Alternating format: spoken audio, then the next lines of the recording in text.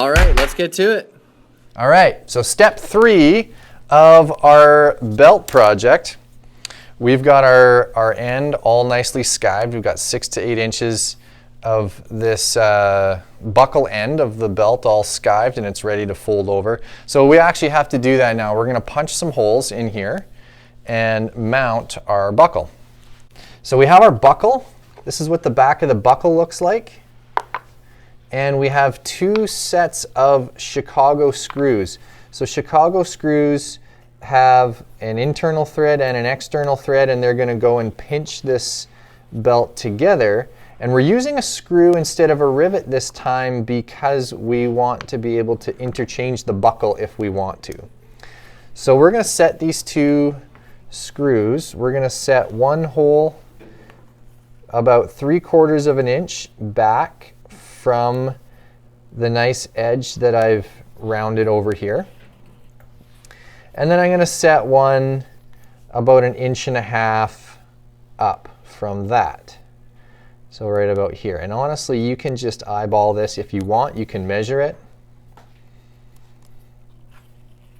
But that's what we're looking for. We're going to punch these 2 holes right in the end of the belt. On our leather punch, we're going to rotate this thing around to our largest size hole. And we're just going to line these up and go ahead and punch this.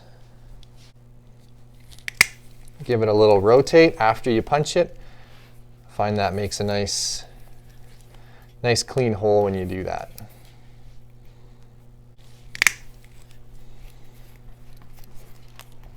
And there we go. Now we're going to fold this over like so. And we're going to leave about 3/4 of an inch from our last hole to the edge of the belt where it folds over. And we're just going to take our pen and we're going to draw in the holes. So I'm using the holes that I just punched in order to actually lay out for my second holes. That way I can't help but have holes that actually line up. And we're going to punch these ones too.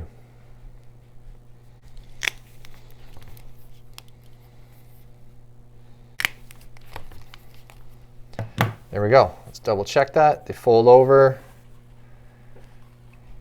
I'm happy with that. So now we're going to take our buckle and we're going to slide that in and over. So that's how the belt is going to sit over top of our buckle. And we're going to put these screws in. And it doesn't matter which way you put these in, just depends on which end you want to see from the front. I like seeing the screw end in from the front, or the slotted end, so we're going to do that.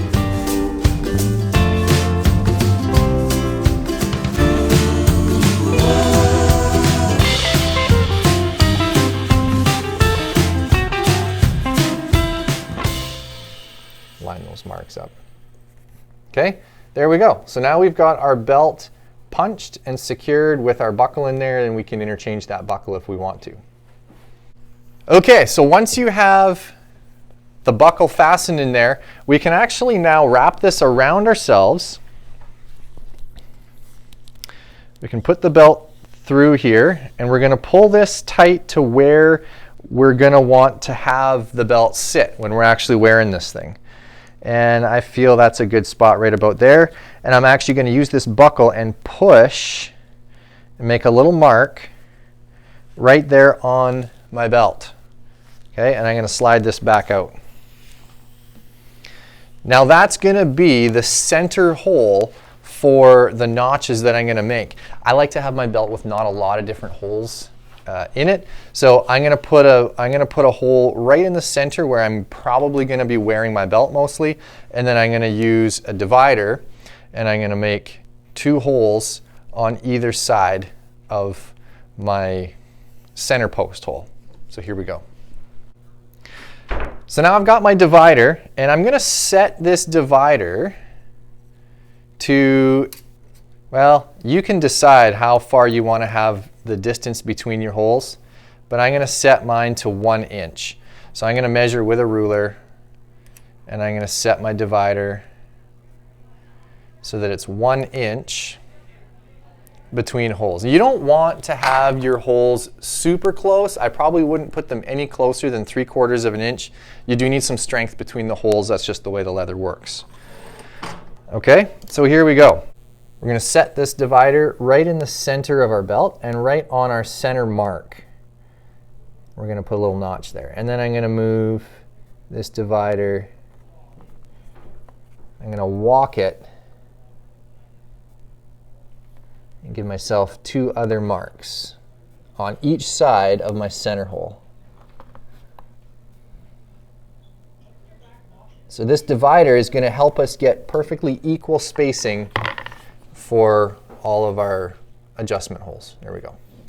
Now we're going to take our number 7 oval punch, and I'm going to punch this so that I actually have ovular holes or oval, ovular holes or oval, ovular holes or oval holes vertically from each edge of the belt, just like that. So just with a steel hammer, I'm going to line this punch up over my mark.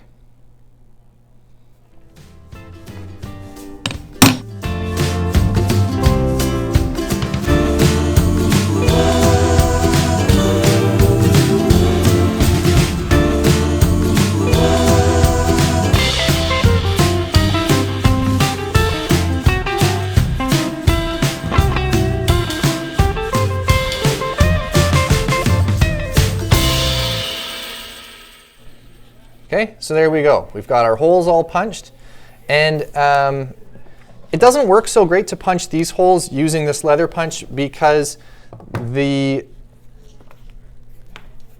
belt buckle that we're using, the post on it has quite a wide and thin shape. So I just find that this particular post shape works really well with a hole that's that size. And then this can slip right in real nice, and that's how the belt's going to sit. Okay.